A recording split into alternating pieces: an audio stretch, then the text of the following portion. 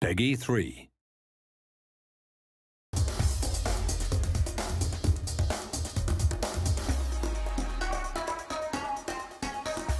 I think there was a lot of limitations in our old collision system. It was very good, but it didn't allow us to do some things that were quite difficult. So a lot of times in FIFA 11 you get a situation where maybe two players are running into one another, and because there's a lot of contacts between those two players, with the old system we had to pick one contact, which meant that we'd get a collision animation that did a great job of showing you that there was a collision, something happened, but maybe didn't take into account every little detail.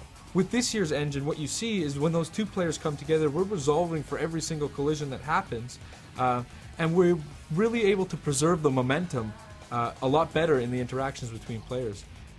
This looks fantastic when you get into the replay camera and you see all of the limbs and the parts bending and contorting as you would expect them to, like you would see on real-world TV. But it also translates into the telecam, where you really feel the difference of the game and you really feel that preservation of momentum. Another benefit that we get is we resolve a lot of our clipping issues in the game this year.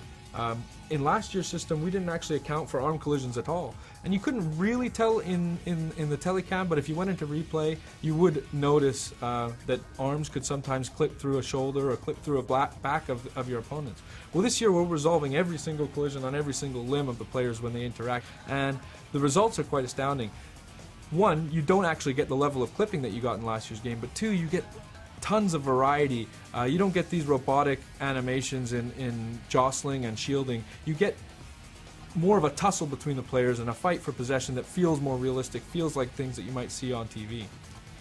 To illustrate the point about the variety we get, I want to talk about contextual dribble turns.